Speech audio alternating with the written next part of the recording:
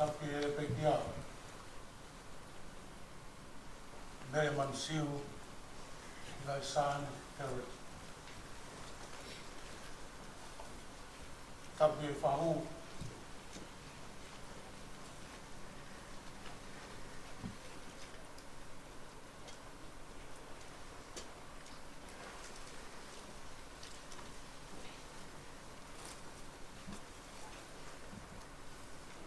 Tapi patikau sea Ilo final Ma tawai Tagilot Tapi rumah tua Ma itu ngafari Havili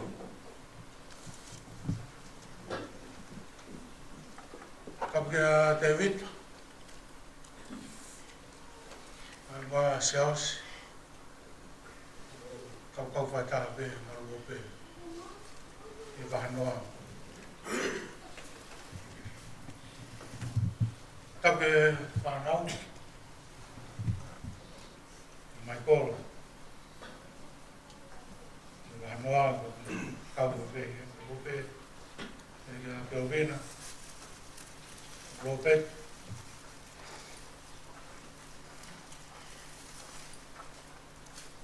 Tapo ke baheni ko tau be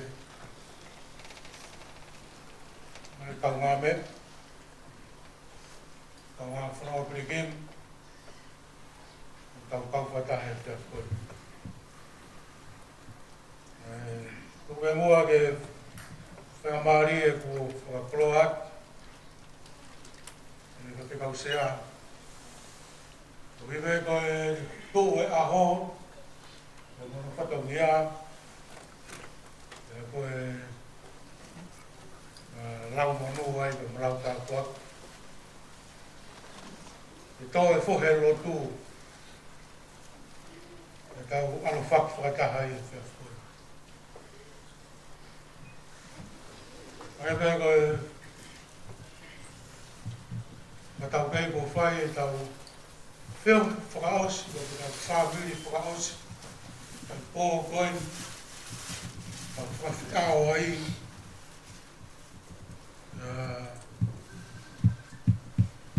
o mai no be te tamatai atu ma whatungia whai be tau lot ui e lai ngai mea o whi mau be ke whakamaho inga e pō koi ni hili be ina be ka whoroforo ka whai tau lot e whanga maari e. Ai tau tolu, whamiri, mo tau tolu, tau lot, whataha. Kuke e whai hao manatu meri e. Whanga maari e mui e pō. Whakatau kei mai pēo, o tau taimo tuku mai, ke hanga whuru nai. Ai pūre pe whoke o matua, ka mai wharengi.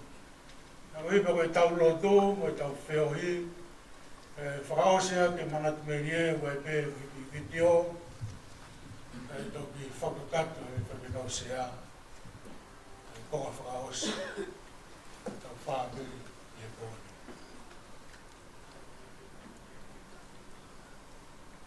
Ko e whia whakakoloa ni ke te tau tōra. Neongo e pōuri tau whakotō i o tau roto whare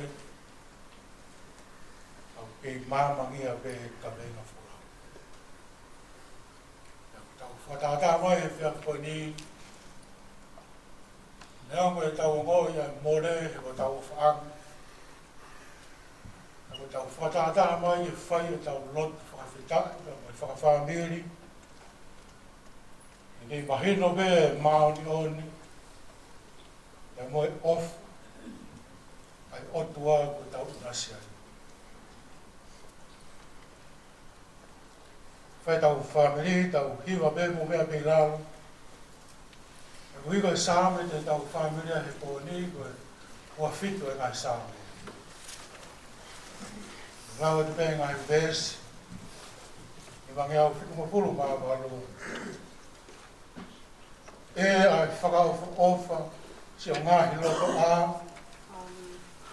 Eiki mo hosi te, a hok lau maari e.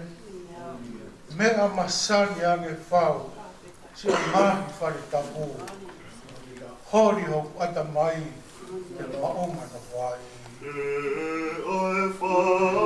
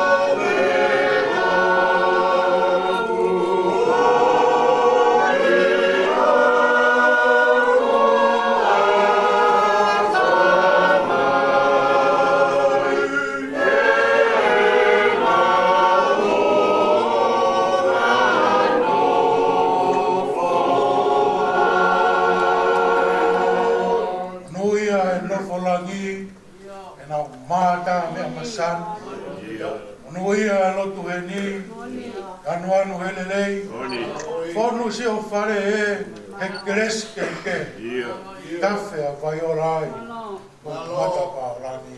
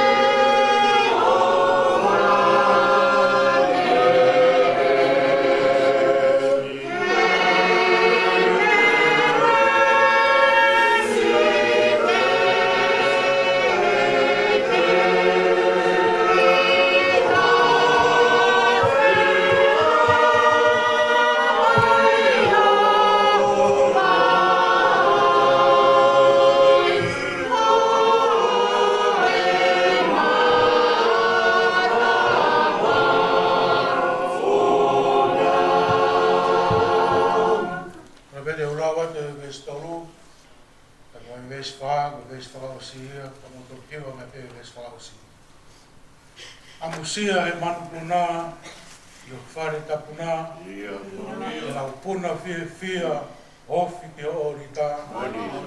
E ke ureo matapā i o ngahi loto a, ke he pē ke ofi atu, o la a mo whakau, pestalausi.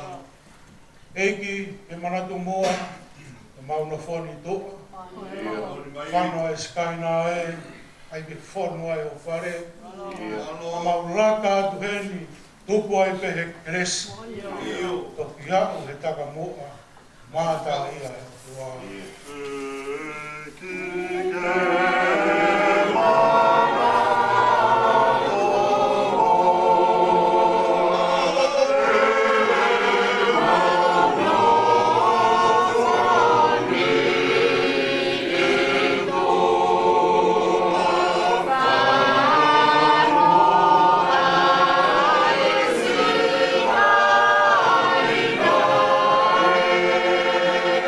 Oh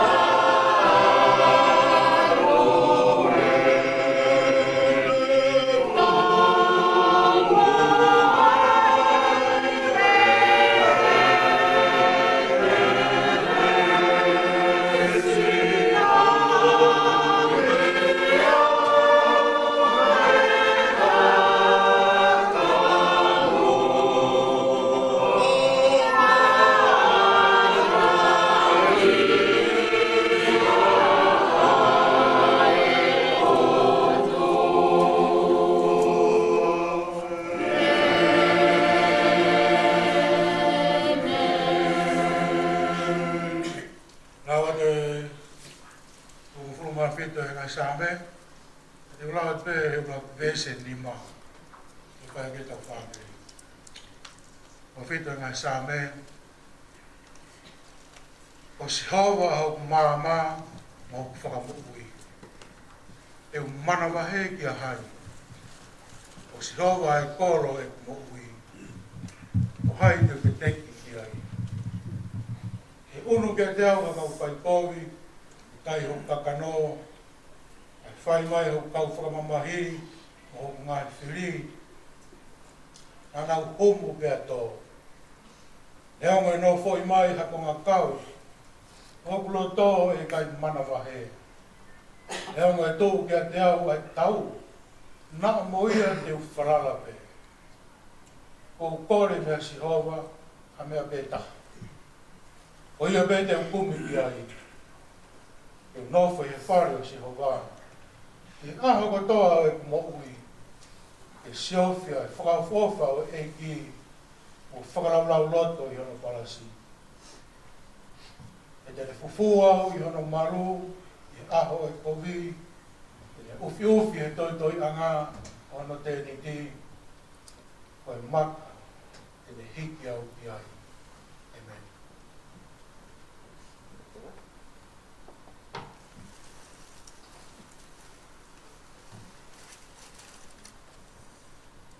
Ko e whiawhi koi ni,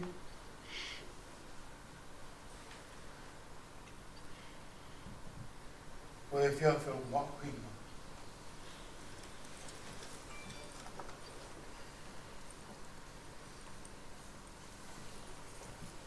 E urumotua, si whanau, puka toa pēo e tunga whare o whamiri, pau whatahen, e pēke ngai tapa ke pē o tu mori, o hipe ko e tunga whanata o kuronga whakamamani rahi ai. E au tau kau whata, e whiawhikoini, taika tau pēo ku omi he e ki, o nau tolo ku nau ngāwe ke mea ngāwe he pōni. Ka hui ko e mahu ingu, ko e tau whekau au ki. Friends, we have come together because we love. Mele Manusiu, Ilaisaane, Barrett. As a mother, grandmother, auntie, family, friends. Here we will mourn her leaving us. Honor her life and death. Reverently farewell her body and comfort each other. We come believing that all human life is variable, that the truth and integrity and hopefulness which we cite in each life lives on. The gift and praises which he offered are never lost to us. The creativity which he brought to us in her life and relationships lies now within our lives and travel into the futures with us.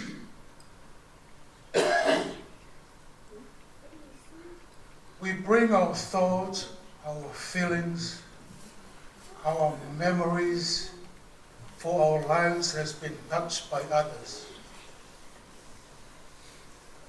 We are not alone. As we come, we reaffirm our trust in God, who does not test or fail us.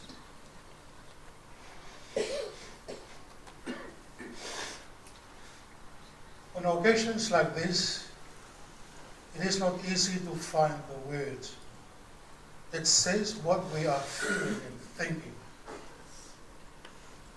But we turn to the words of Scripture we read. I have asked the Lord for one thing, and one thing only do I want, to live in the Lord's house all my life, to marvel there at His goodness, and to ask for His guidance. In times of trouble, He will shelter me. He will keep me safe in His temple and make me secure on His high rock. Ang mo ves whaia ma ni mana e lau.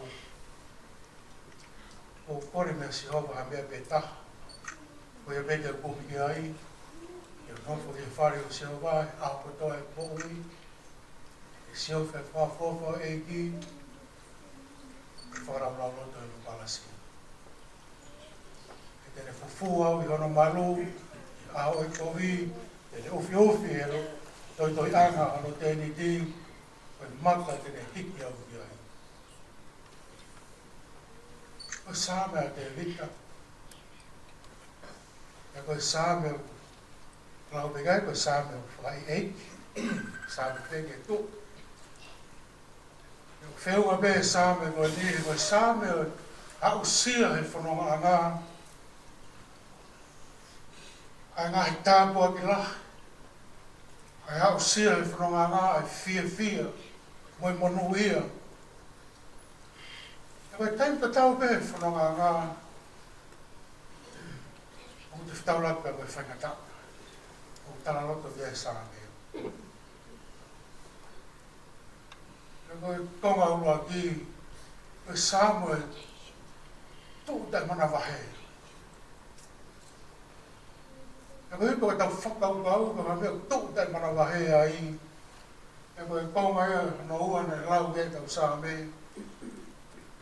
He kone hūwhanga atu ki he roto whāre o otua.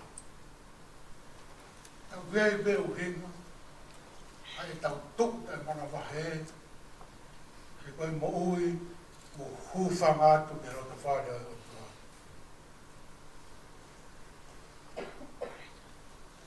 He koe mahoinga koe hūwhanga atu ki he roto whāre o otua. He koe roto whāre ia, o kumea ia e māma. E pahuinga e māma. E koe māma, o kune hanga o teke pouri. He koe pouri o kune ome mana wahe.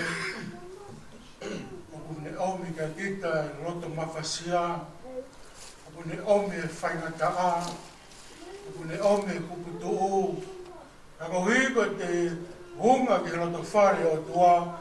Pea kune omia e māma, pea kune teke e pouri, pea taima kune teke e pouri, o kune omia e whia maari. O kune omia e māma, o kune omia e māwhana, o kune omia e whia, o kune omia e moui i te tautau.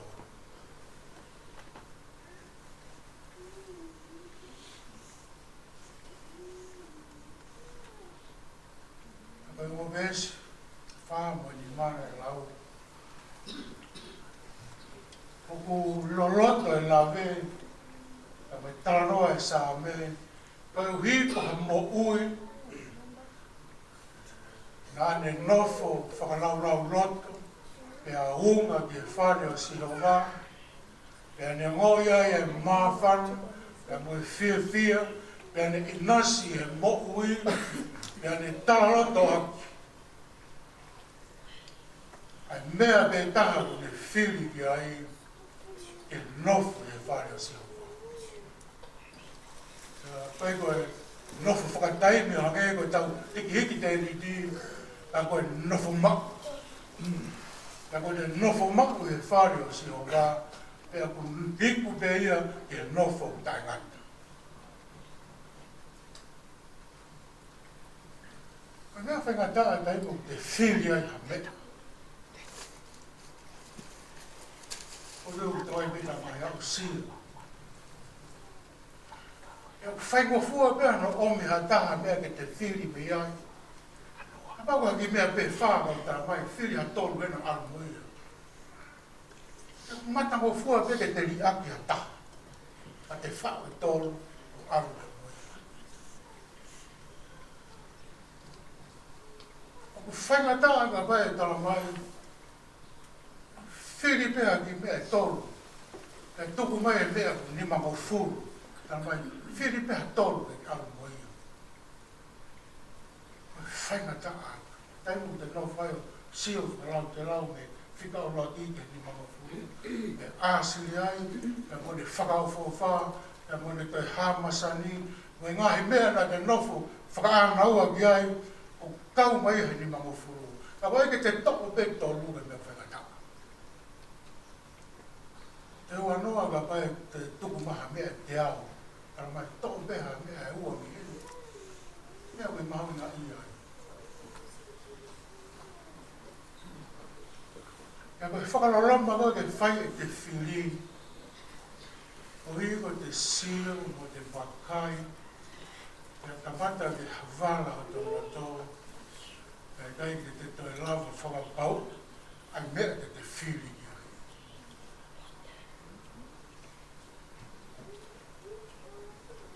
Whakata hai ki tau tolu ke tau whamiri he pōni. Ilaisaane, Mele Manusiu, Ilaisaane. Tēnā tau whanongo pē ke he ngahi tala loto. Ke mo e ngahi sāng, ke mo e ngahi hivo. Nei manako pē whae.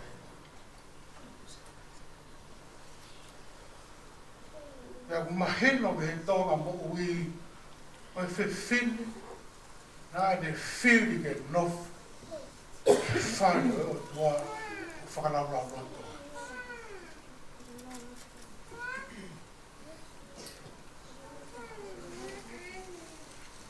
Ai e pē tau rea o whaangona pē koe taha kai awhi. Koe te whiri e mea taha. Lava he mea ko ia o kāi tō. Ai ngāhi mea o mahuinga, ngāhi mea o no lot. Ka koe tonu koe te whiri he mea taha ko ia. Ka koe kāi tō i mea. Ka tōka e mea whakautou. Ka koe tōi koe whawhawhi e ka whiri. Ka ko tari ui mao ni oni a tuke kau ngawa ke sāne. Ko tari ui mao ni oni. Ka ko os lava ka mo ne whiria ana. E na lava pe ke whakaponi he tokolaki ka me whamili. Ka moau i taimisi. Ka tautou whera waki nai tau ko si e Rabati tonga. Whiwhine whonga mari mari. Uwe ka pau ko starot, ka mai ni. Whiwhine o si whia. Whae tala noa le lei. I hamo hono le. Ka moe mea o tala noa ki ai. Rava be e au mo tolo mo whanongo ke ni tala noa. Ai mahino ai tala noa le lei, ai whae le lei, o whae koroa le lei hano la tō. Pea buone o se whiri, ai mea mahuinga, o ai taha kau tae ngaita. Ai koe tonu koe te whiri, pea o te maku ai katoa. O te whiri ke eiki, kalaisi, te nofu ka moia i ono whare, o ku te maku ono katoa.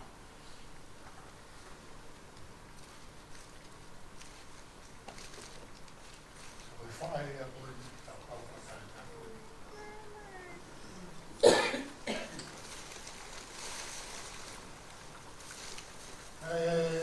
Mosi alaha pe, ai tonga moui ia, sāne. Mahino koe mo ui, os whiri pe e mea taha, e nofo ki ai, nofo ke e ko se supa e siri, wala roto. E hao mai ke aho ua no, o pakai ke aona e tō tau ai a wapitu. Kore me se aus, i tonga ke whai whawhame, i e whiafi ua no. Ia ngāwe ki pē, mea ngāwe kono ngāwe, ko whai lo tō, me o mau, i whare e pē me i wani ngatoni. Te wakai, i he nonga koe whawhonga, mai koe. Mo pana o pē, whakahoko mai pē, ni o si puke. Te whai e whawhamili o osu.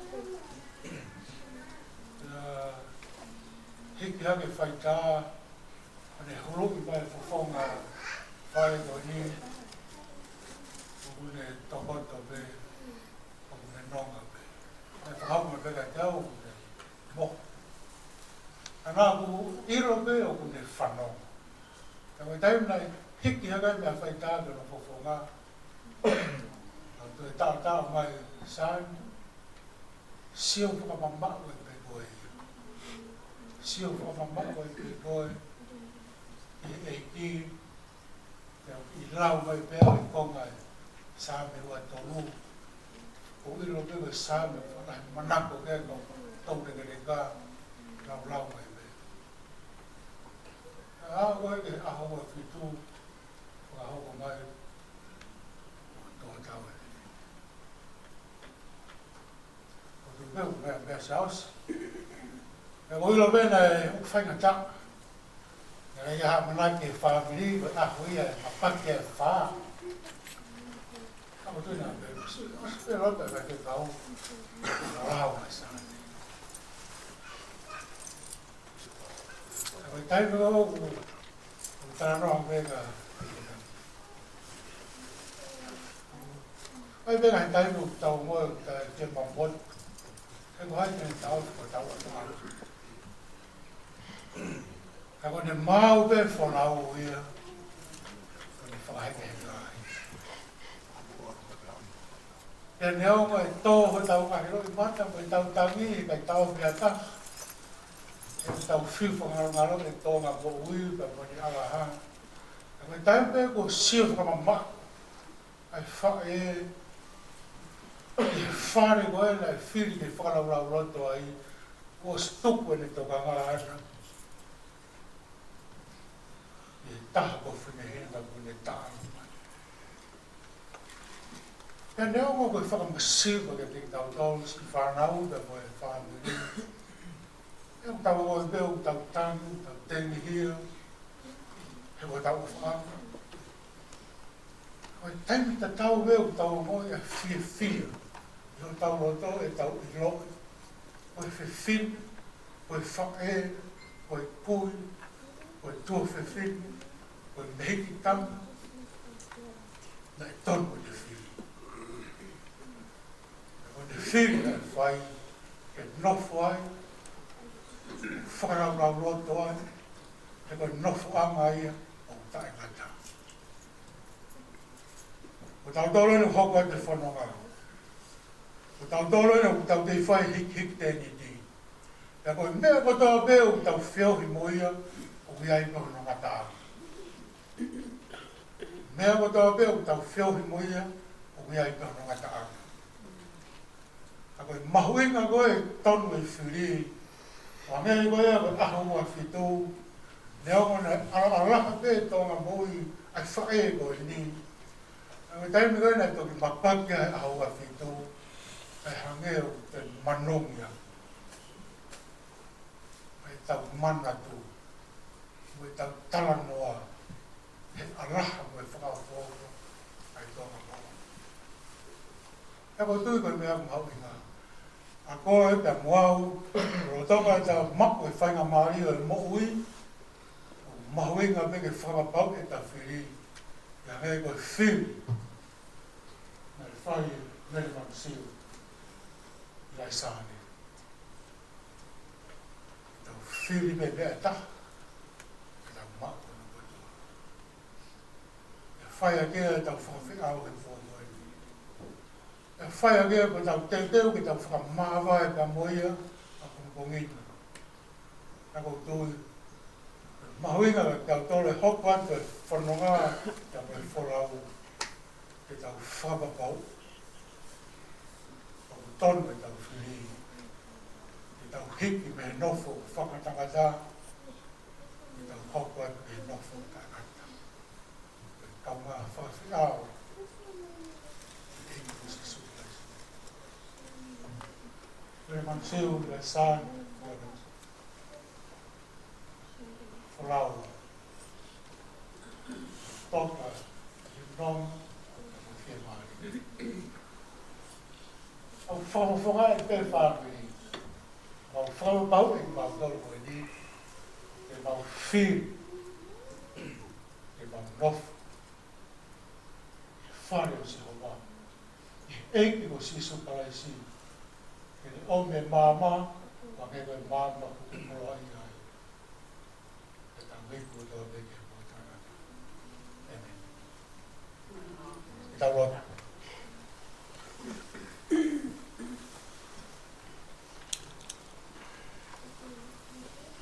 Tua mafi. O ta mai tangata mo whai manawau whai ati whiona.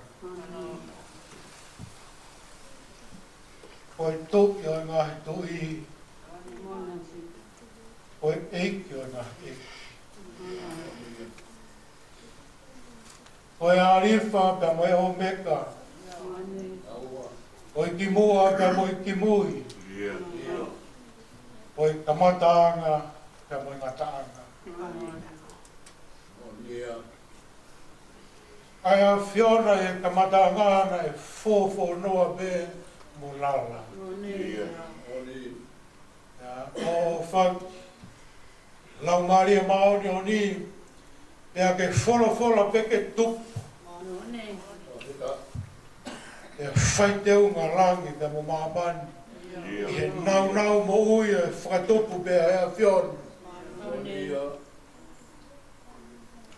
E whakakoroa ki mautoro e tangata. E ala kea o tau kupu. O tō, ai kere ko efu. Mai mea mate pe. O ngau. Pe kai koe whakatatau ki a mea, kai ngau hi pe, ki I mismo o tua e a whiona. Ia ke ho kia e manawa mo I. E hoko e mate o mo I. Koe a whiona, o koe pe ho mau mo ngā. O koe pe ho mau toi a ngā. A wikai ha mea ia te maru, ia mo hao. A koe mau unga I whawhonga e a whiona. Mau whawhita, I whaki wholofola e a whiona. Whakakoroa ki a o mau atanga mamahi. Mau whawhetai he koroa ai whae goini. Anai hoko mai koe ofe fin. Hoko koe uaif. Koe tuofe fin. Koe pui. Koe mehiktanga. O whakakoroa ke whamiri. Tēnā mau whia ai. Tēnā mau lauka wai. He whaki koroa e a whiona. Ke tāpua ke ake ngai karenit. E kai ke ngata pe. E ne ngau nei aki ke tauhi aki. Ai whanau na ke whaki. Koe whakakoroa hono mana wā. Ana e whakakoroa ia e uru e whamiri. Koroa ia e siasi pa mo e whanua. Ai whae na me whakakoroa. Ine hoko koe whaiak. Ke toni ai tangata kangato pa mo e whiwhini kangato. Ke teu i pepe koe mama e ata mai. Ke tokonia ke whiri o mau whai. Ke mau whiri o toa pē. Ke awhiona. Mau whawhetai e tonga mo ui. Ai whae koe na mau mamata. Te mau sio. I ofa whakakalaisi. Ai whakahuaka mai he taifina mau flohi ai. Nā mau mamati. I heu waifu. Nā ne ofa mooni mo whakakapa ki hauspani. Nā mau mamata ki ai. Pea koe ngai fua bea e lau maari e maonioni.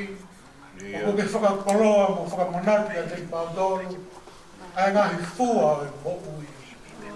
He fe fine loto le lei. He fe fine mo ui fie fie.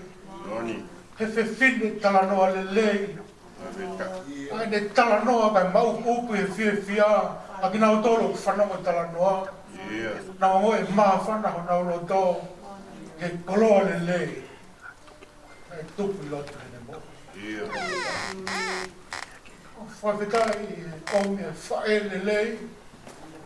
Ke teu ia ke whanau na ke whakapoloa. Ai whamiri. Pea mau mamata ke fua e ngā ue e whae. Lau monua e si whanau baia. O whawhetai pe. E whainga maari e. Ai tau rahi kone mo ui ai ke mau koloa i ai. Mau nafo peo whakamua mai, mau pehange mai te mau boi fuaroa ke mau hak ke whitungo furu. O ke koe whorofora e a whion. Koloa i ai e whae koe. Ka koe ngai. Whaino ino peha o whorofora ka lahi o mau ngai ngū. Te mau hau ke he mango furu. Koloa i ai e whae koe. Hau ke hau ko mapaki ai wha. E whakarahi o e ngū. A maungo e pe mau koloa i. Eki koe taimilahi na ke omi ke mau whiohi ai. Te hane a ko e mau mo ui whakakoloa ki mau tō. Koe a honi ko ke whamanatu ke te mau tōru. Koe mau no fō koe hik hik te ni te pe. Mau ngau le lei ap, mau ngau e au ngak. Ai ngai taim ko tō pe. Mau mau ai ai mo ui. Me teu teu haapi mo mau tōru. Pea te toi haere mai ke mau o mau tōru. Me whaita tau ke paro mesa e a whio. Pea neau. Ai ka e whia maa vai, ka mai ngahi loi mata. Au ku whia loto peo mau lau maari e. I he mau i loi. O whiri he whae koe. Whiri me mea taha. Whanau lau loto. Whare o soa. Pea koia pea une pore ki mau toru. E uru motua ka mwe whamiri, whanau, ka kai papuna. E mau whiri me toa pe. A mau whiri me mea taha. A mea ku iku ke mōtai ngata. A mea koe te mau whiri ki ai. Te mau maua e kotoa. Ka mwe ngahi mea nei kai te mau amanaki ki ai.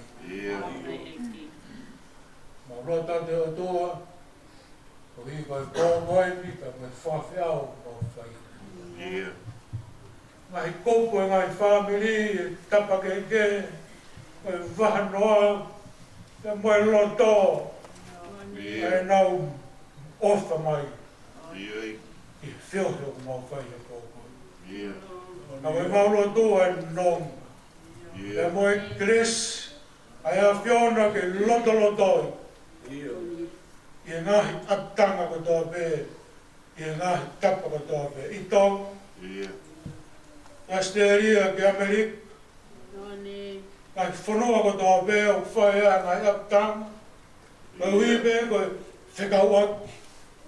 ai kupu mo i o e whāwai. Koe lavea e kupu e taha o ku wheongo aki. He koe kupu mo ui. Koe ngahi ai a wheongo. Aloha tu atu ke haere mai, ringi mai kres pia moe nong. Oi aptanga o mau whai, pia moe lot, pia moe ngahi manat meri, pia moe ngahi i mis te mau wakai ki ai. Tuku ke ne hanga omi ai e nonga, pia moe whia maari e, kai ke i uro lahi pe hau māma, ke mau ke i lava pe o whanonga e whanonga ngā.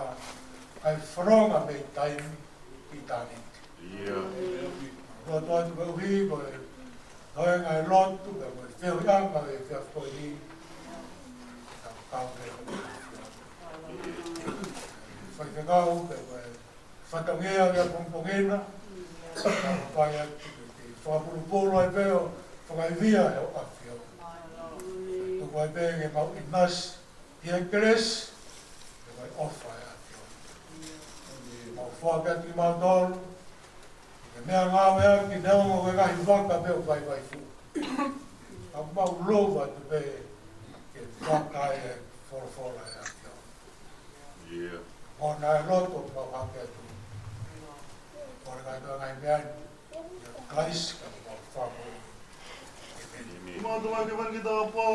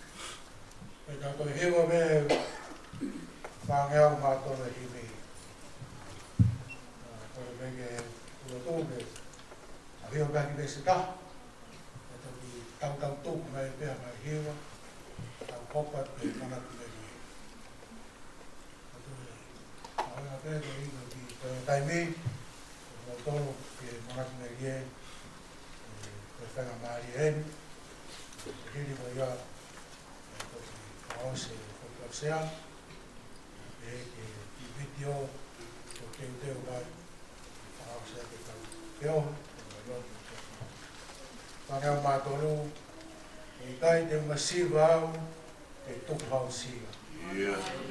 Koe eiti au niu o tau hi.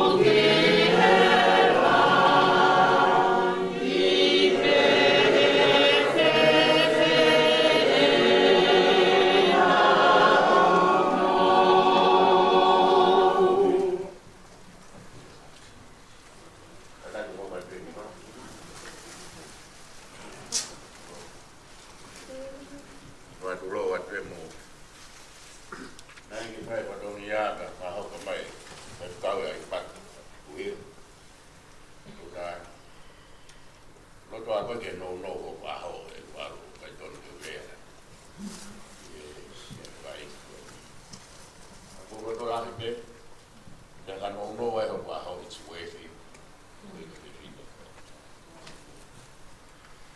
o por el pegue os peg ba wai mai ha this go vai ako ko e ke fai manat ne ye e la ba mai ko la ke ta ki e la ba mai o fai manat ne ye ya ko ngai pe una be o ne fai mari ai manat ne ye ya fini ke Fakaeiki ke ruina estaba con los bestias, con los bestias, just those of you who doesn't understand Tongan, this is an opportunity for you to share your memory, sweet memory of Sunday. You're most welcome to. And after that, you will be followed by Brother Robert and also Sister Kelvina. We are very fortunate that they are here. The other brother Michael is in Australia. We are more pele te Moldova, Australia, America, pea mo Manusiu, mo Fiji, pea Konga, mo kata pea tari o mo koloa ulava fa koloa meheni pe kakai mo hota tau mo famu mo amanaki ya mo kata pe tari ko mo ta kwa ke no matole silani mo lava mai asani no tau pe amauto pe na mai este ta ni lua vi no ai ka to de la mo ko pe re a pe pa me ha o la mai do tari ya to la sia ko ni que lava bien que cambiar cantaría que vive un mata igual de cantaría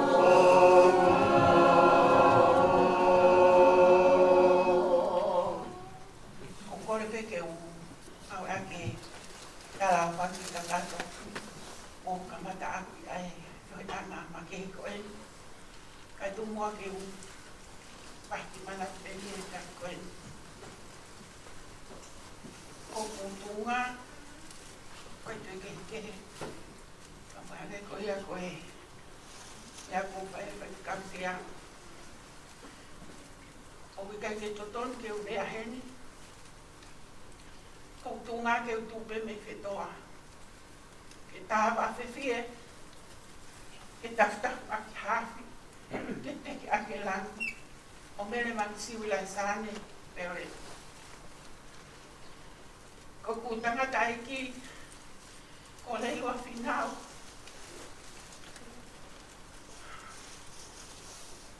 Ko tonga ane ya, taha ia ngai tonga ane. O fae, a Mele Manusiu, Ilaisaane, Barrett. Ka kou fia keu, tō manat melie, ki ki whae whita koeni. Ka kohoku e mama. Ka kohoku wha. Ka kohoku kore wha mori atu. Ki whare tu loto mo eiki. Na koe whai pau toha rea ke teke ake rangi o me tanga koeni. Ka koe uhi he koe pere eni e apu ko tautai hoko. Ta moe apu ko lo fantani. Na maura koe mau prinsesi. Na maui koe mau kuini. He na mau teke hono rangi. Ke rere i taha. Tupe mua Mele Manusiu Ilaisaane. Keu manaku Mele he aha koe ni. Koe uhi. Koe ku manaku Mele.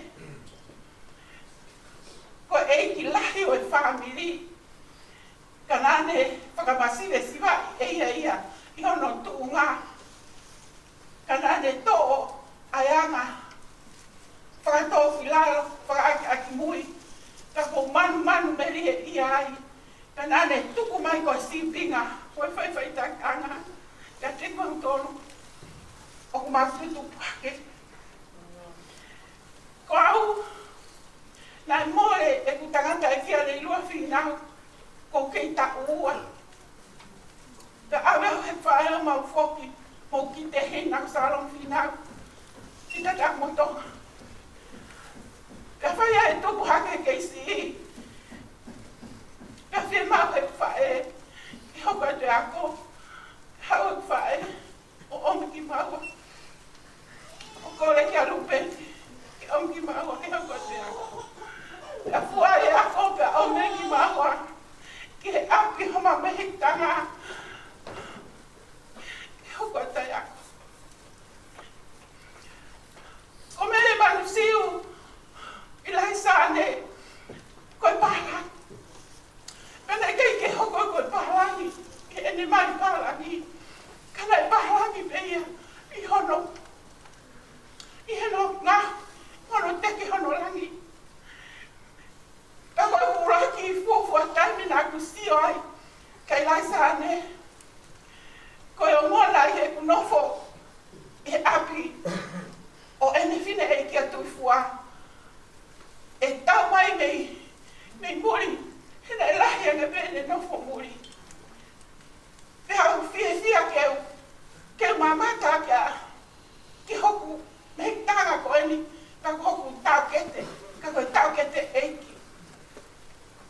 Te hau e tau tari wholau, ka nau whoki mai, ke au sio atu au, o kui kai ke au sio au, ke ngari, o ku lava mai Ilaisaane, me he ene wholau mai, o ku whakahoko mai kua tari wholau.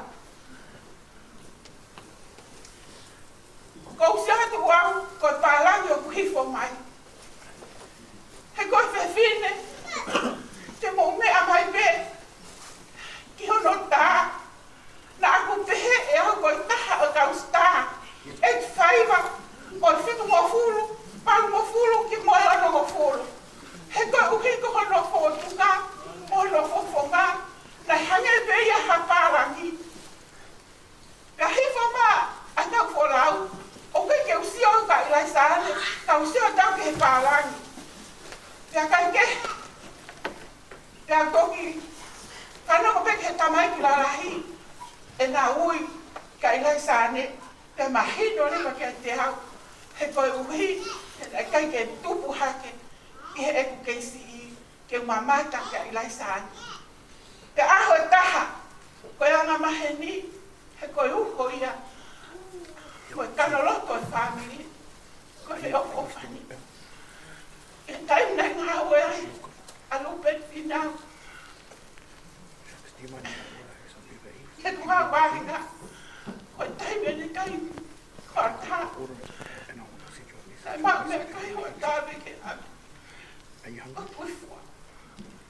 Aho e taha, kou whoki atu me hako. O kou whanau ke he rea whapārangi.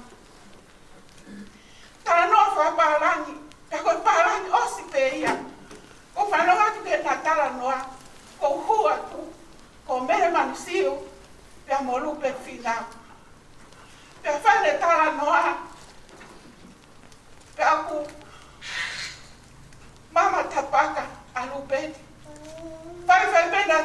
ma pe area ma Mele Manusiu. Tahine. Nere o mai ha straight whakapālangi e. Ko kai ke uiro e au. Ai whakapālangi o mea tūtū anga tapaka. Ka uhu mai ki tua he koe api nai kakai ia. Mea tamai ki ia he mahnofo. Kai maunga maari e au. I rea mai a Ilaisaane whakapālangi. Alo o mai e mea tūtū anga e fu. Pea au haole wau. He koe api ko Ilaisaane. Koe parasi e. Koe sia ko vei o mo. Pe he tafa aki o sia ko vei o mo. O tua he api kolo whantani. Pea au huma eo ke ulere. O whakasia hore tamai ki. Ke hawa taha wapa koe ha ai puia Ilaisaane. Kau haole wau. O lere ke whosoa. O whai ake kume ari beti. Pea mo o whasino. Pea mo tamai tahata. Ke o mai pe koe hako a. A uhinga o rea whawharangi ma asani. O atunga ben.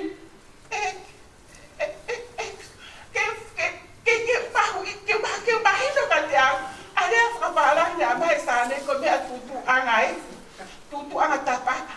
Ko ulere o au. Au ki parasi ke foso ko parasi. He kume tamai ke he ko maunofo anga. Ayo ki ai o ma ingai.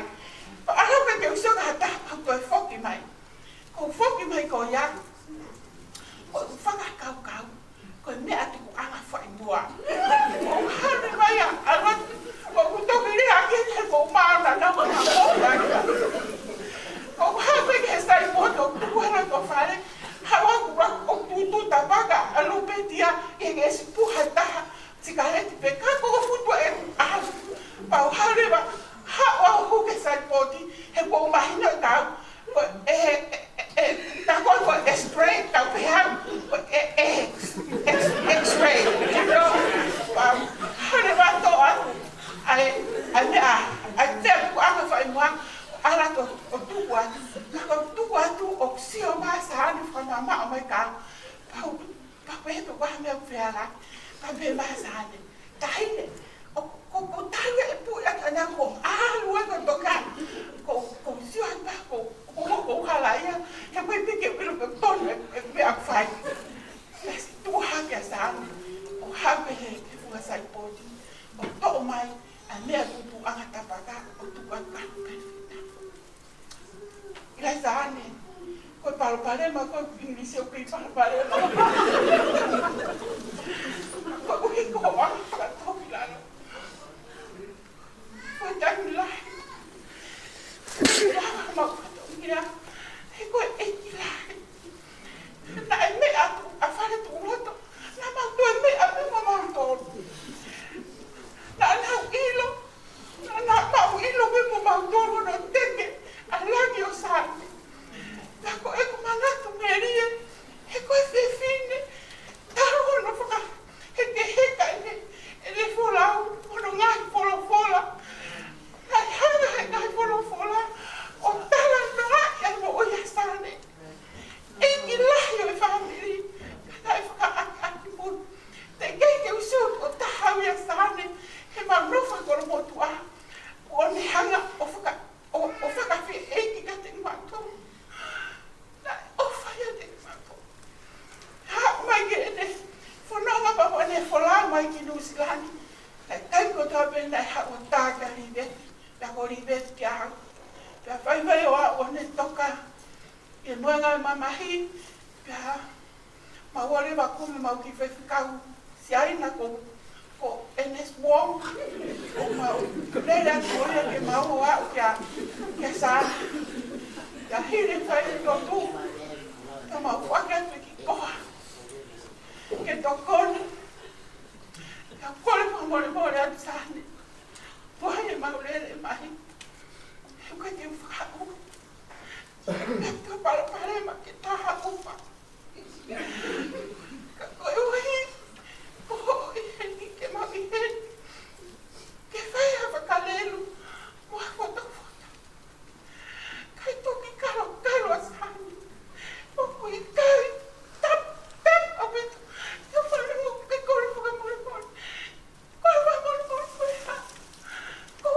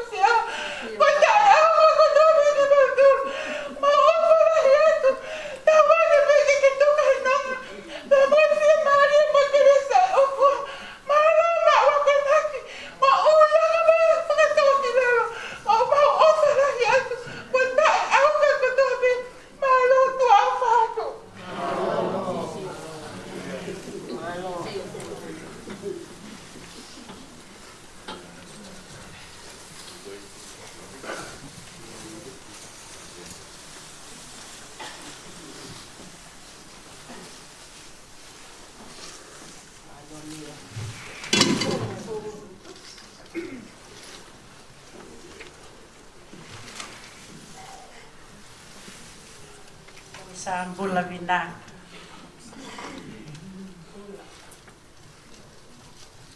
Wanu ia e tangata palala ke si hoa. Ko ene manaki le ia si hoa. Ko whawhetai te reiki e tiasa ka kolo e o tahala ai a manaki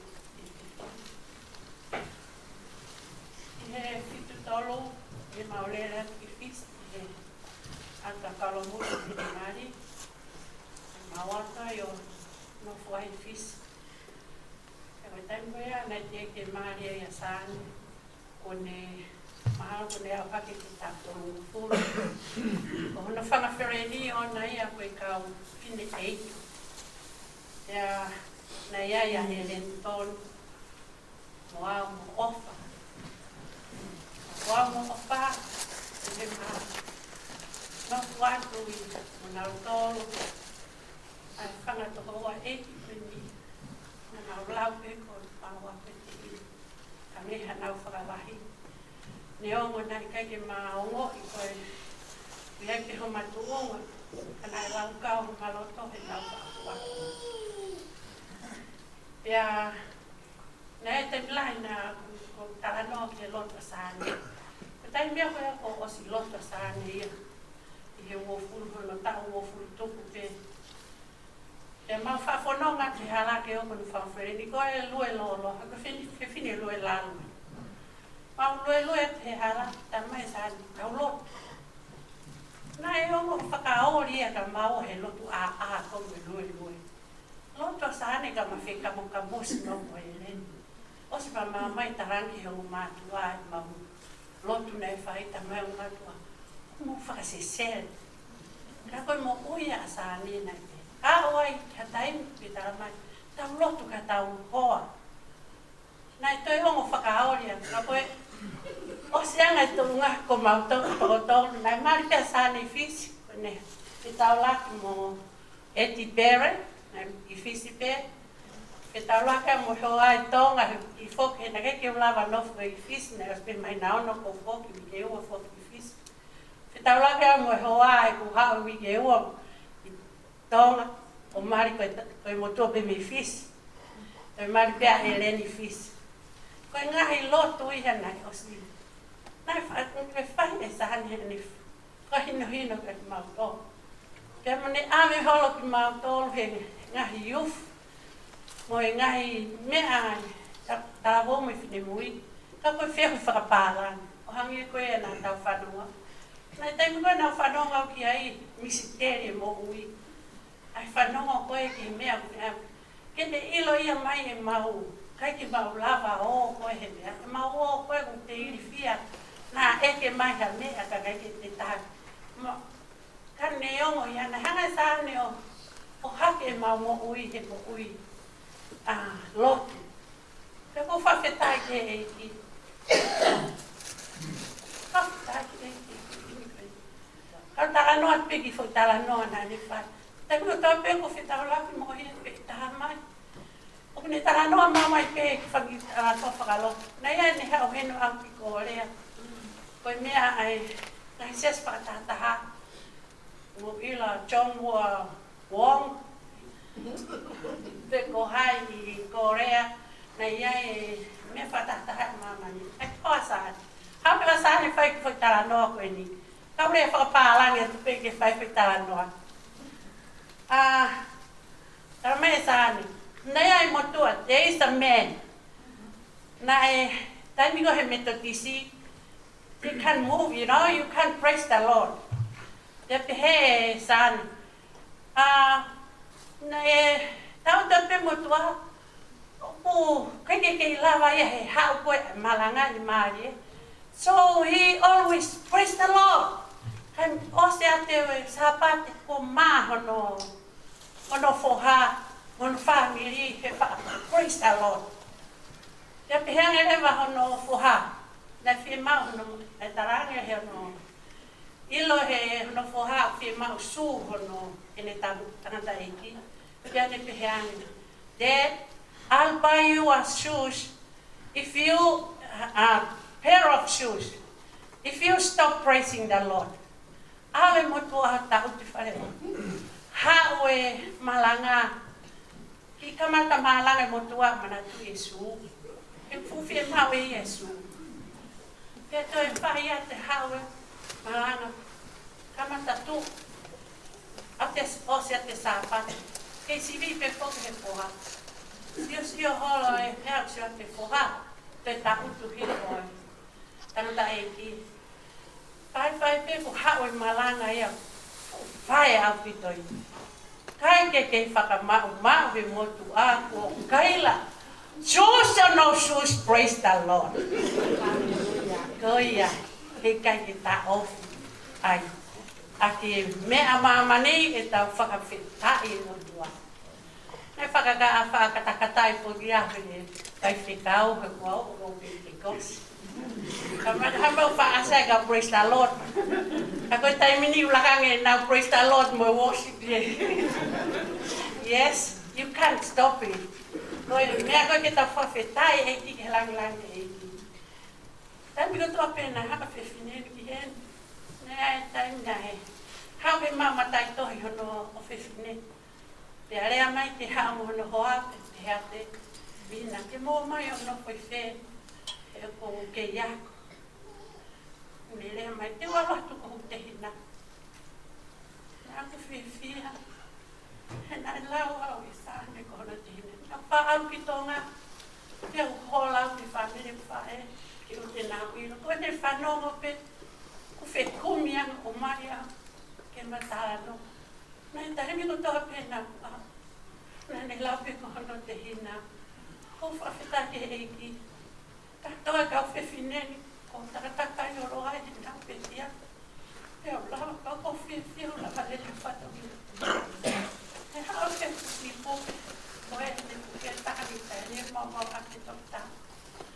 O si peko ia, ko aloha tu te ngā oe. E taha mai rive te fulahi o rivi. Ke tō hao, hao rivi, ko kore toi pekaine, to mahui te ua. Ke mai o totonu ke o mahi ko ia ha notice ki mua he wile wa kokore. My sister is dying. Ke o mahi rewa he ure pani petara mai ka puita fie mako te o mahi. O wiki pehe uaine. Mahi Ilaisaane. Ko rele mai o nofoi. Peho siho e ke whiwhine anonga e eki. A oa ke momeniti whakaosi. Talat kainga, a mea lelei, a kakai o nofo ke eiki. Te mātā kita mohe pehe eiki. Whakawhia whia, hanga ia ke he apina ni tiuti. Whakaloto lahi. Whakoia o ko alu koe sāni. Ko ke tupu mahi angahi. Tuku lele, taimi lahi, whaatangtange ni ki o whiwhine. He taha pe. Nai totonu ke whoki ia ki tonga, ki mua he lockdown. Lockdown he weekend, totonu ke Ilaisaane yu ki kahao. Koe ngai whakatūtū ene eiki, o whiwhineni taha pe. O whohāpi a stere ka tau sioane a kakai e nofo ki eiki, koe ki tau tu e noa. Koe e ka inga, tau whai e lo tūpi a whai ki mone, koe o tuape umi aki oki. Ko whamalola ke eiki, a ngahi lelei ko mamma ki nau tolu, a ki nau tolo ofa ke eiki, o whia ngāwe aki, a lelei ko toa pēma a ki nau tolo ofa ke eiki. Te eke mātā he mātā, whanongoa he te ringa, pe e te tewe he loto. Oe e loto, he ngahi lelei o, whaki mai te teo he eiki ma ki nau tolo ofa ke te ringa. Alua sahani, ko ke ako e ke ofa ke eiki. Pea ko ilo no lelei, ko ulawa le whakapālani. Ako i pe au he eiki. Tā ako e ko te tae ako. O kui e pe whai ako i toi lahian. Ia he whai ako e o toi lelei an. Ko kau he sias whakawhis, ko ulea whakawhis, ko ulea whakapālani. Ko ngai lelei a, anoko ke eiki. Ko ia ko hiki hake. Ai whiwhineni koe whiwhineni ai lo. Te aua ni ki ha taimi ko o se taimi lai. Na malele atu ki whisi ki he hiki hauna te hina. Nai ma o koe ngahi mea teke ma te teo koe i whare mahaki ai sāne lotu. Nā u pau ki heni pa maho ke whai on teo teo, nā ku whai e lotu. Ngahi mea ea na ne hanga tuku mai ke mau kui mea. Koe ea ko whamalo ki he eiti, ko loto lahi ke tu o tala. Ai re lei e te mui mui he kakai ai eiti. Ka pau teke mui mui hala. Teke ilo i te ka pau e tonu ho whiri o tala atu. Hange koe lau e whawhora teke mata he mata. Te whanongoa he te ringa. Te wei he loto. Ai ngahi mea o te tewe si homa mai nā tolu o ofa ke te ia. Tua ofa.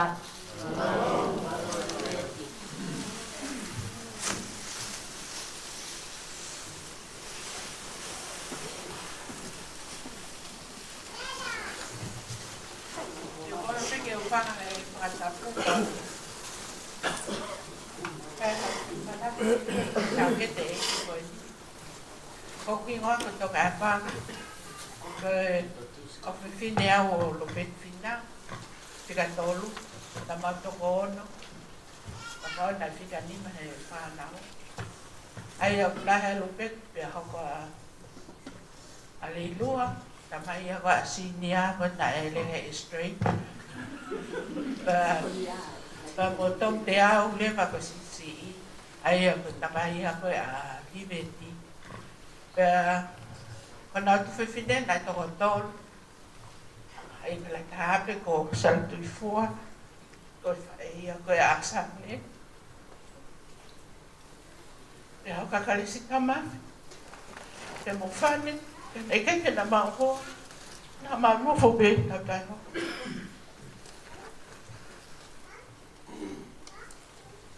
Koe, nā wholako ka sāne ia o kene ako ki Australia o KCE, o te keke whanau i au. Koe kua wheloa, pia mo sāne, e mau wholau he tahi wāna tolu ki Australia, mo o mātua, na ke lau mari e pe mau kuia mo ritan sihor, pia mo Mele, pia mo ki tukani sisi ko mo ritan, pia mo tui fua pe mo alati. Koe maulava ke senturi koe apia tautea koe apia kondiringa toni koe Australia.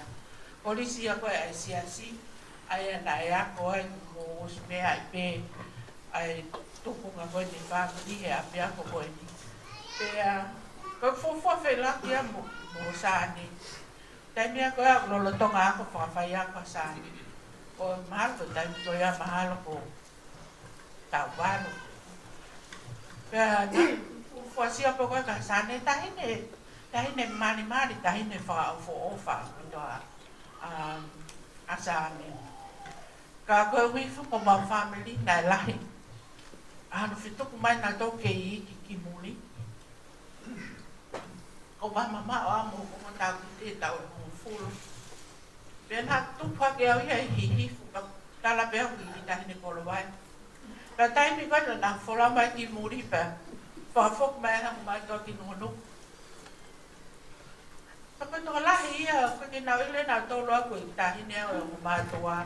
Koe hui ka whai ki he kenga hoku ta upo e mo tā kete.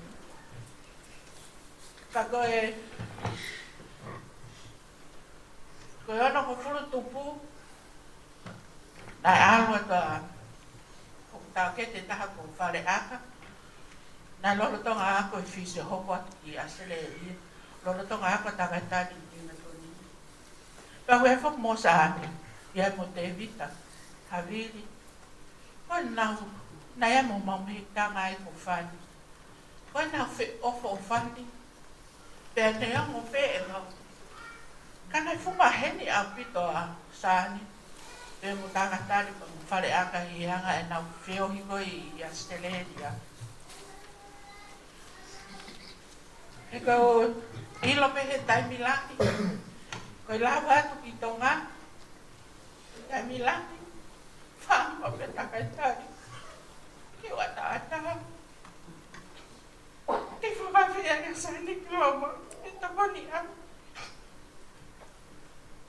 Kau wifuk tai mahoa palang ya sani. Te aku urunga hanga whak ski mua. O ka tala no whakapalang ke nau tolo ia. Pea koe whae mana sa ane mo eti. Ki tata e hoku. Pea hau whake kongi mui nei si loto ngalo a eti tapu mui. Pake tai milahi ia koe na tau ange pe koe ki tau tae hoku. O te ke osi ai vai mawhana ia. O vile a etia ke na foki. Ka koe na toki a ua. Ka koe hangi koe whai lotu. Ai fu komiti a pita sānia no lakanga koe wai whitia e. Ka koe taimi lai. Koe ta lava ne. Vai peki te pere whopoto pua ka whanwhatolo. Mau whanofu mau pēa. Ka koe ta lava nge foki. Koe na tau tu na tau tu peo. He piki tima pe e pe he mau tala noa. Whokoe mea. Ka koe taimi lai. Koe whai atua e hani te ta whoku whakaku. Pea, tō kanga whakasāne ke tā nopo tā kai tai. Ai whai mea sāne. Soon tia. Pea moe, ke si ai me whoke nonga e. Pea tā sāne. You want a cup of coffee? Ui whoke tamaki ke ngā ea ngā mea. Pea whai mea e hani, wana li. Ilo whoke kai whoke tonganga sāne. Pe mā e tia. Honey, I love you. O se a second he fia. Honey, I love you. Pa ko pea ko kita lau hui a. O mata sāne. Nā si, fufatunga I love you a e ti koe mea. O pala take si i tamai. Kai kata pea sāne. Tamai tari pe tongi he te ngea upe ki ai. Ka ko nai tō taha e kuanga o ane ki o takai whala whoki ki kolo tonga mo hau. Pea, kolo tonga koe katoanga koe anu monu. Helo po kai mea si au sia na whakapapami ia whoki. Pau pia kai mea tāne koe osi pe kai tonga te tau a ane koe. Ka lai whai e kuki ngā ue mau ki pare ia. Ka koe ai koe ke maa koe tā sāne. Te ke whewhe ke tā tuku ko pia koe ki tā tae hoko ka tā katari kau. Kau lelo awe ai wahe kau e ka toki hau ke tā tamai ia. Tāpe tā ia ki hau. Pa mao ko ia. O maa wai o maa ki wha maa malo. Wha momo. Pa tamai lewa ia. Koe ne osi peho ngā wepa ki hau leo a tau ke tā mohe. Ko me iyo. Ka koe kuan whakamui koe ki tau ngā. Nak whenga te sāni. Ke aloa he malolo ange ki api koe he. Ka lolo toka tāni koe e te mi sā koe ke hau.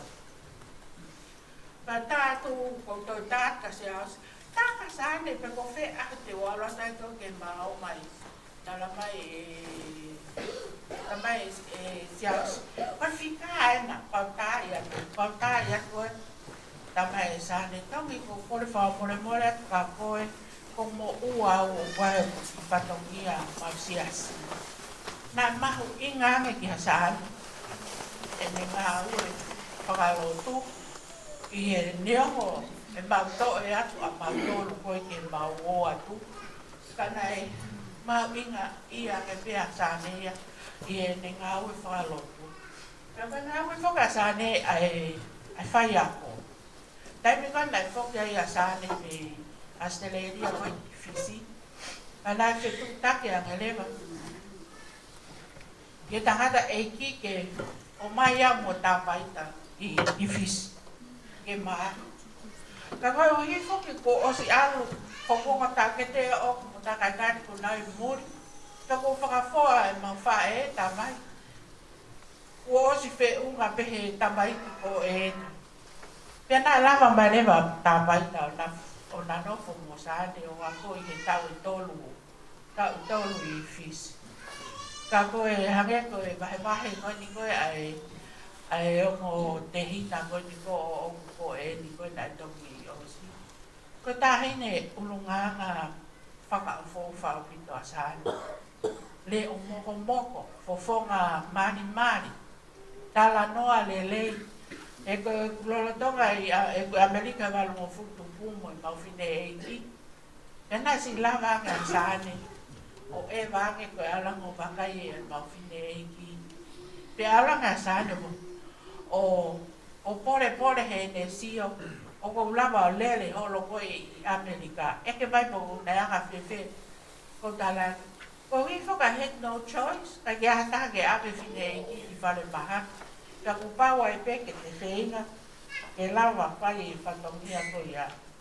Ko tahine e ofa. E koe hui koe taimi lahi. Ko ne atape. Ko ne e vangi ki tautai ho. Pea ka ne o ngai pe ka o me vave e fiafi ke whaiawafe i ake nā nofo pe ke mau e fiafi. Ka koe hui foku fe foke a e tia. Ka kupawa i pe ke si foke a pe a saane pe a moe. Koe mahina kone whai he hoa koe a ngāue koe he fiafi ni.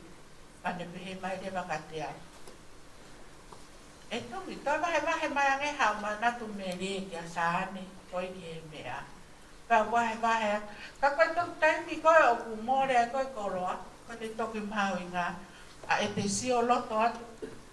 Ke he ulungaanga o tā kete koe ni. Ulungaanga ofa. Anga vai. Pe moe nofo ke eiki. Ko ia saane. Ko lau ki maarie. Te mau whenga ke mau turi mui atu. Ke mau whiri pe whare si o wā. Ta koe hao a ngā pēia. Ko ia beki manatu Mele o whatu.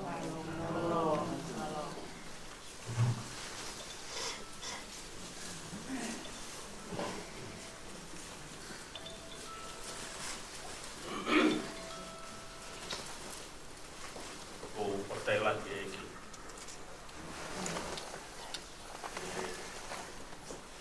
Wia o ko ni ko hatinga ko Konga ka wai o ko ni I kai ko family ka ko eki Wanat Mele ko fai pike tolu ni hen ta ngi hoa ina pascal o memore ya ho fai ko pari lava me fai in offshore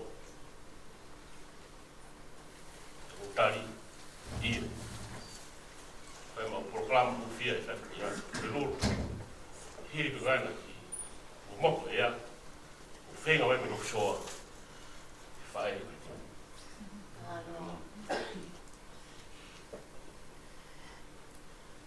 cai o te hu já fai o pelo e pegou a fai aí ongo fala o mari Moiongo o Fakaeiki. Moiongo I loto. Ai na awa ka pa fare. O ka te awa. Ai mo mofi fine. Ena o steu. Lea plava o tano o fine. Lea dangi fine. Bere mai bere. Ya, ike ke whamatara tuau, whamatara mai le te. Ike ke wila me taki se ne, o hai hono hingoa, kau te awina, moloni. Mai, e te whini kui, mai pau, o kuia kwa saane, Ilaisaane, kau hingoa o Mele Manusiu. Whakamatala mai e whine inga kone ui te e Mele Manusiu. E nofo mo ui. Hinga. Tala mai inga. Te kai ki peke. Me matala no e pe, ta mai ni whai ako, mo mea matoi ni whai ako, whapapopo pe matala. O ki hau ni whare mahaki, o whai ako koi. Ala te kireka na ki hanga ako i. Aro toke tā, aro nesi, ka orea mai ka koe koe whai ako. Ko koe na kia koe i reka koe. O kai ea hare ka ako e laka whai ako. Ko whai ako ne atu ka koe ne atu he otua. Koe mea o whai otua ka koe. He kete ke tui koe ke whai ako koe ko toke tā. Tui koe ka Sihova. He ko ia na ne o atu e mea whakoe potoka koe. Tau te pēr rina hea ke whine eki. Whawhetā e eki. Tō kotau he mea kehe. Haa koe mo mea kehe. Tā koe mea e nai. O kai ko tangata te upui ki ai. Koe ku whai ako. Koe. Tau nofo re vai, tau maho inga ia re vai. Tala mai hono hingoa. Tangata malanga, tohe pahataha, tohe paketaha ko toto hori. Wai lau kuni. Tohe hori ti whaiak. Mau ingangi a hingoa. Wongongo nerei. Mau ingangi hingoa wongongo nerei. Yang sayangi Fare vai mate, fare vai au. E ngā we. E to ki mau kalau. Ngā we. E to ki hāre kōkoi. Whine koe ni te teo ke mawa me ai o te talamanu ngoa. Tua tau ne rea mai aki. Whiu vete mahua. Tala noa mo ni whiwhia. Kau te loto. Sia kō. Whawhetaka kula mari. E koe vete mai, ai mao on ki hang hara kua. Whawhetaka. Mahu inga o hingoa. Ko hingoa, o loloto. Mele. E ko pēta ko mele mo hanga te koe mele koe whai asisu. E whakahingoa e hei o mātua. E taumua. Lau tuk tangata. Ya muna. Ko hingoa ngā we, ko mahu inga. Ai hingoa. Ka wata wane pisi. Ko e rei paro hok tohi ai. Mahu inga, ke manakoa, ke sai ia. Kai mo ui. Mele Manusiu. O mo pēko lupe koe hai. Na tai o lunga no hingoa. Manusiu tuke lupe ke puna. Foki matala me de lere. Noa ko mahatoka. O osi. I kuna e ngā we. Ua whika whakalot, whika whakawholofola no tau. I kai ko moni, to ko lot. Tala he nau. Hono mahuinga. Hono whika. Koe whai ako. Ko whai ako. Tai taha whai ako. E au ki tau. Mori ba pe la ko le. La ho ka ke pen ta lu ka me pu. Ko faya ko ni. Na tala i hanu nga ga ni ofa. Faya ko ni. O ha ya ko. Lo so a mo ko. O ha re pe ku si tu ha ki fin mo tu e fa. O che kwata hanu ho ai no so. O pēr tu hape ki tangi ane whine mo tua. Hukoa. Ko i whakamāroa. Tangi whine mo tua hukoa. Mata! O whamāroa ka koe ko whae. Sela ke so. Whai atu. Na kai sea nau. Na ni kumi nau. E toka ngai muk te unga. E tau haka pe. Me. Se ne mea nai whai. Nai ofa. Ki ha taha pe. Ki ha reka na kai te sio ki ai. Kai te iro he mātua, kai te iro he whāmini, na iai he whaita tā ia. Kai te iro ko ai, si hao whine ko nia tāra ki ai. Whakamāro lahi atu. Iai aho whakamāro me he hataha ki a wina. I he me whine ko ni. Hei kai more tai aonga, whamini, ma paki wha. Ka unga ngat. Ala. Kai tala noa. Ai pala. Whine. Nia na mahi ki te au. Ka whine nei. I kai balalo. Kai manako ki balalo. Ki kum balalo mafu. Balalo. Ka ko whine nei. Tengu alo. Whine nei. Tengu alo. Ane talia sisu ke ne mui. Sisu ko tātā ho te wā pe koe pēa mata nere. Ei me. E re mana. Kofa.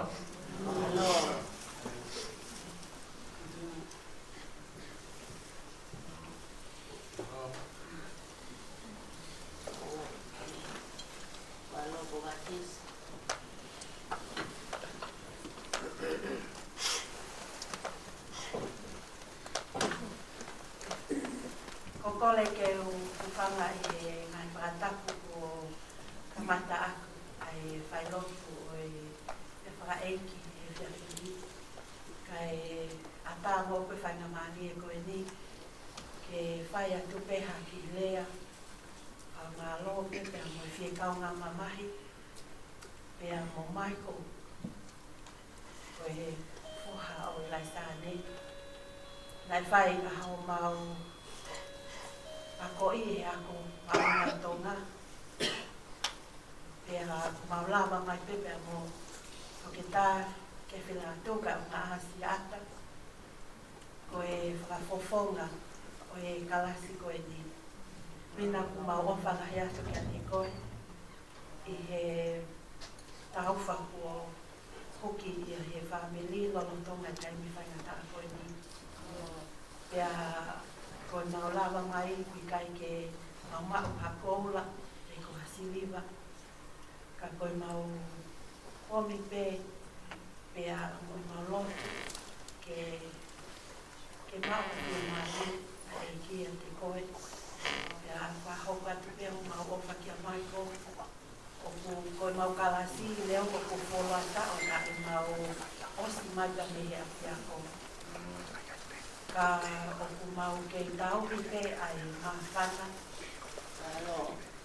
nai whai aki aho mau ako i ka ku mau lere mai pehe kia whini leo mai mau whoku masiwa mai ke whakahauko atu pia e ofa pia me he toinga o e mau kansi ko ilo ko e lea ko e nina e mei whai ia e tuke tā ke whila tūna e ilonga mata e ne pe ni ka ko e Wāmana ko toko e ki short straw e whiawhini ki whai ai lea whafofonga o e mau kalasi. Pea ma ofalahi atu ki a te koe Ilaisaane. Ma lo e tau whanau lele. Michael was always a good boy in school. Yeah. Ko mātoro pe ia o ko nai lahi ange mau nopo i he Kolo Memorial. Ko mau i he te Michael with Kathy and Siapa and the rest of our class is sending you all our love. And we pray and our thoughts and prayers are with you and your family during this difficult time. So thank you. Malo ako ka mga pangamani.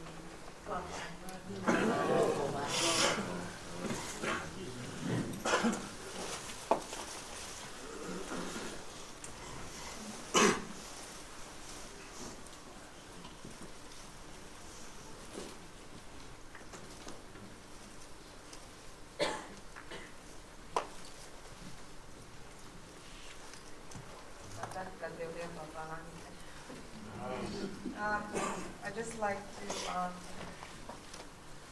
thank everyone for your presence here tonight, to pay your respects and to mourn the loss of my mother. I thank God for such a wonderful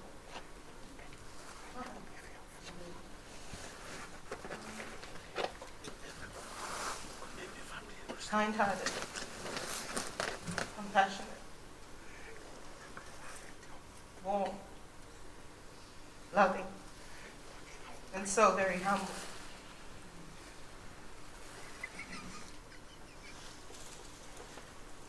My mother taught us the value of humility and to always put love first.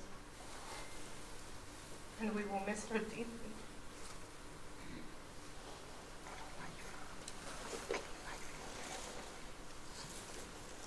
She put the word first, always. And the Bible was her solution to every situation that we ever faced in life. She would read us verses all the time. Our birthday cards would have Bible verses in them. And the Word was her life. She taught us great faith. And she taught us that all things were possible with God. And to the end, she never complained. She taught us to humble ourselves under the mighty hand of God, and in due time He would lift us up. To do everything without complaining or arguing.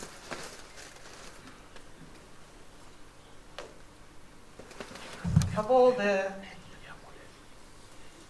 moments and memories and all the wonderful times that we spent with my mother, a loving grandmother, a loving mother, a loving wife,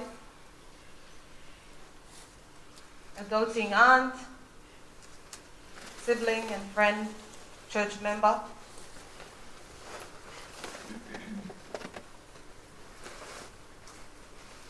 There are too many to explain. And I wouldn't be able to come to the end of all the wonderful things that she has done for me and my brother, and also my younger brother, Robert, and for her whole family. And I'm just so indebted and grateful to your presence here tonight, to all my family.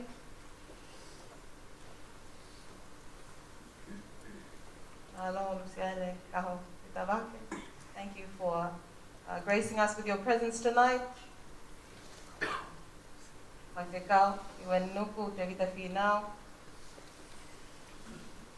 My uncles, my mother's wonderful cousins, so many of them, church members, and friends. And I'd just like to read this verse because I think this verse sums up my mother.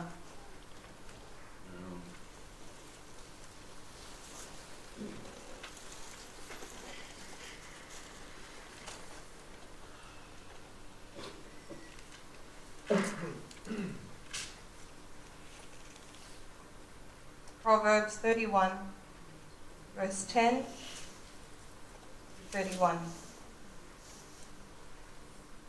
Who can find a virtuous wife? For her worth is far above rubies. The heart of her husband safely trusts her, so he will have no lack of gain. She does him good and not evil all the days of her life. She seeks wool and flax and willingly works with her hands. She's like the merchant ships. She brings her food from afar. She also rises while it is yet night and provides food for her household and a portion for her maidservants. She considers a field and buys it. From her profits, she plants a vineyard. She girds herself with strength and strengthens her arms. She perceives that her merchandise is good, and her lamp does not go out by night. She stretches out her hands to the distaff, and her hand holds the spindle. She extends her hand to the poor. Yes, she reaches out her hands to the needy. She is not afraid of snow for her household, for all her household is clothed with scarlet. She makes tapestry for herself. Her clothing is fine linen and purple. Her husband is known in the gates when he sits among the elders of the land. She makes linen garments and sells them, and supplies sashes for the merchants. Strength and honor are her clothing. She shall rejoice in time to come. She opens her mouth with wisdom, and on her tongue is the law of kindness. She watches over the ways of her household, and does not eat the bread of idleness. Her children rise up and call her blessed. Her husband also, and he praises her. Many daughters have done well, but you excel them all. Charm is deceitful, and beauty is passing. But a woman who fears the Lord, she shall be praised. Give her of the fruit of her hands, and let her own works praise her in the gates. I love you, Mommy. Rest well in God's love until we meet again.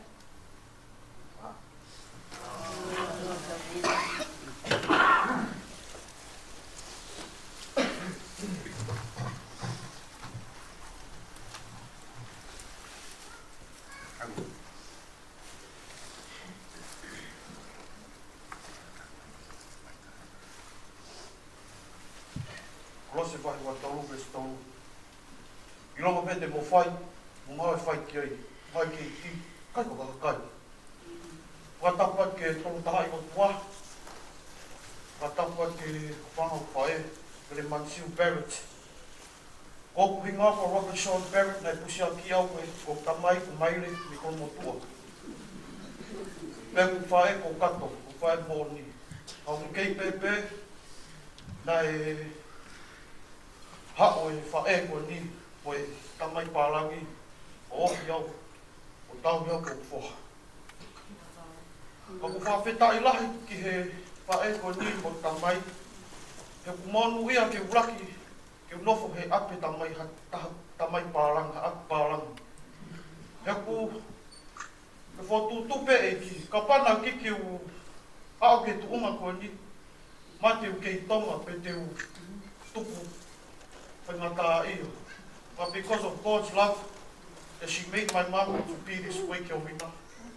And I'm proud, very proud to stand in front of all you families and everyone, Australian and Fiji. I'm very happy to stand in front of you because of my mom. Ko pay a bit of respect a motor ngahi auntie, cousins, families. Ko wawe na kau he tamasi whakakina family. Ka te rea mohoni atu pega motor. Na u kaito aku na kei ki sau pe ni ku pe pa. Ako mea pena ku ki whainga pe ki alo wainga. Ka ku wainga time toroa ko stutuku, toroa boys. Ka ku every game in summer, ko kore peka sa ni mom. Ko kei ki sau wainga, I just want you to be there for me, mom. To support me. But he said, yes, son, I'm tu masa asan wa kau kawa. Kapu pameta pege iki, I thank you for all, even my sister, Michael. I'm sorry, mother, for all my wrong, for all that I've done to you, mom. But one day, mom, I'll make you proud, mother. One day, mom. Your words will never be forgotten, mom. You're always in my heart, me and Kelvin and Michael's heart. You were a true Christian woman. And I was the youngest mom, but you gave me the wisdom and knowledge because of you, mom. Because we're all tua. And now everyone is sitting in front of you, mom, of all too. You were a good Christian woman, mom, and a loving and a humble mother. And I'll never forget you, mom, to no end. You will always be in my heart. Tuafa Malobi.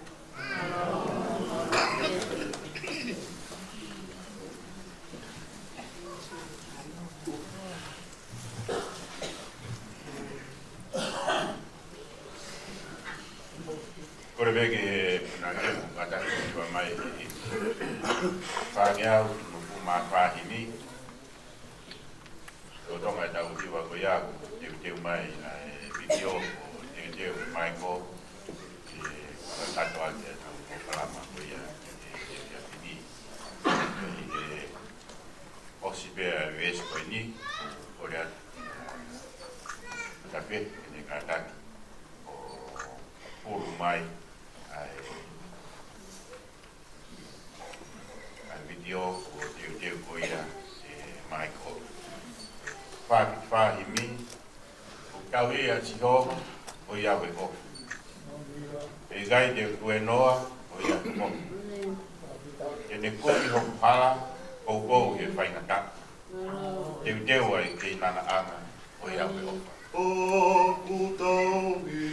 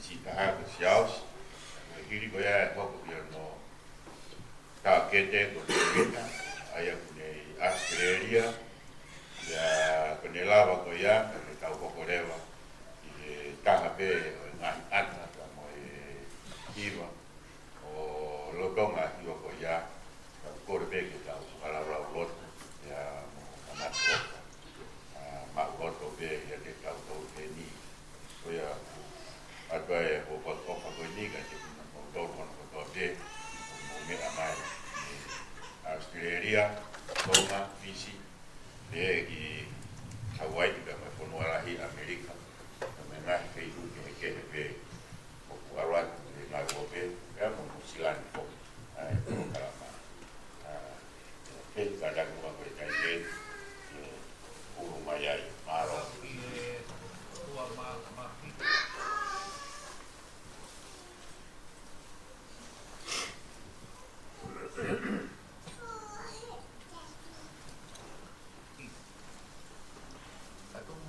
Kaina Maria koeni e tala malu ko aki roba mo whanau mo mokopuna au ho eki ui motong ha mata pule ka whai whakau mo haalot kai uma a si wha min mo ka ngatonga hono katoa a tumbe mua ke pūwhanga i tā maro e ponua o kokotua atu he kefu e halasipu o e halasalo te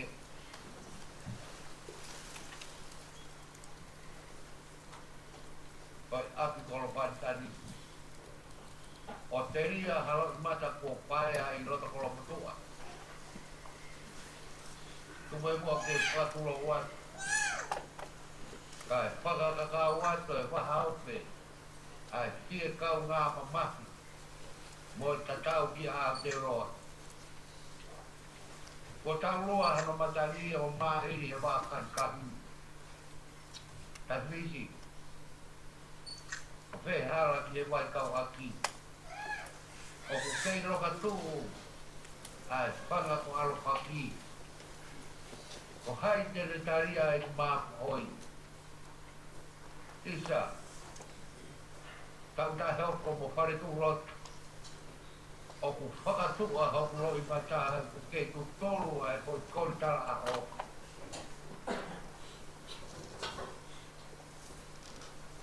Koe ku nā paari ro e, ka ku au whae,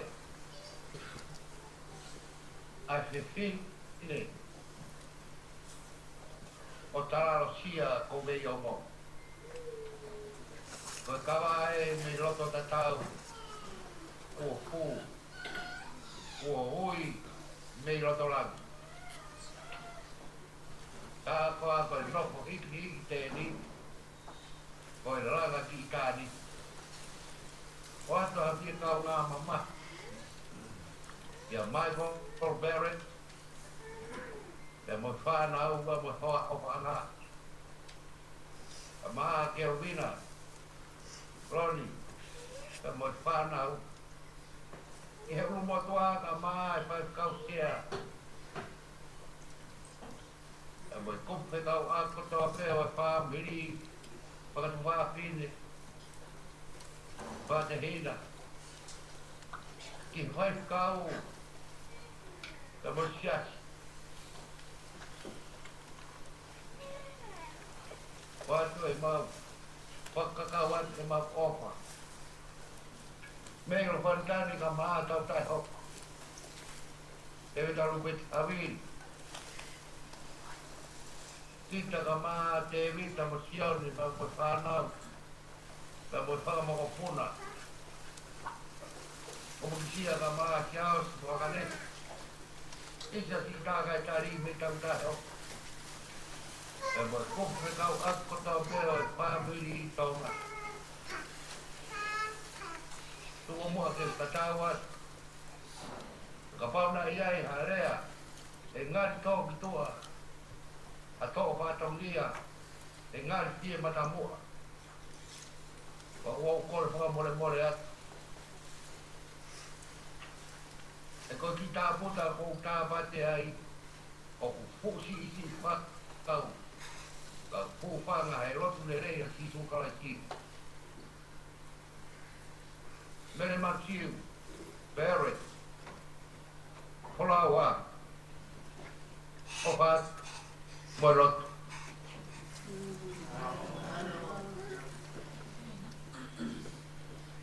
Mua tupe, mau muya. Kalau mau apa kita ambil pada umum bota. Kaki mau ya di musuh, emang muya ke musuh. Bahane học mau tu, kau macam apa je? Whawhetaki a whio ai o tua I ho tau haonga. Taki a Ilaisaane kaho tui tawake mo Fakaeiki. Taki a whare a whā o Atalanga mo Haamata a Pure. Tak mo whawhawhonga o eik mama ki he loto. Tak he kau whaiwhekau mo kau tagloto. Tak ki at ki mo tau kotoa ngahi maheni o te fua I he kere o loto mo whanua I Aotearoa. Tap ki e epa a Mele Manusiu, Ilaisaane, Havili Barrett, koe fua tap fungani, o kia hingoa top tap Fakaeiki, o e api ko lo whantani, o e sia ko veiongo, ke mo e api ko tau tae hoko, o e kolo huwhanga ko hure. Tap mo e piki lau ko toa o lo whantani, o tau tae hoko I he kolope, pe mo e taha ko toa, ka e tā, e whakahoko atu, e ki I whakaho haa koe ni, whekawaki mo e wha e koe ni.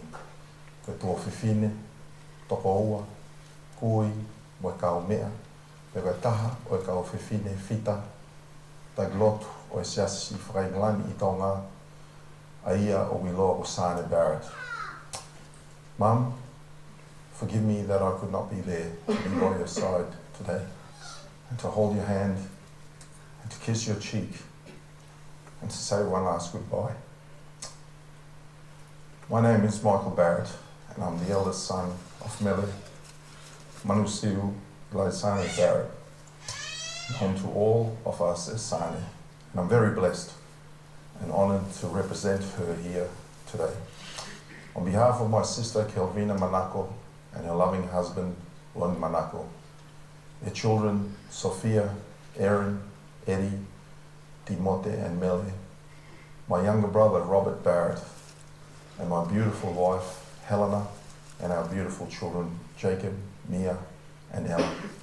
I'd like to warmly welcome and thank each of you for taking this time to be here to honour this most gracious, humble and loving lady and to celebrate her extraordinary life. I know that she has touched and had an impact on most of us that are here today, and we will miss her dearly. We've received many heartwarming messages over the past month, weeks and days from family and friends expressing your love and support for Mum, and we are very humbled and extremely thankful. Therefore, I'd like to take this opportunity to share a little bit about Mum's history in honour of her life and to celebrate her life.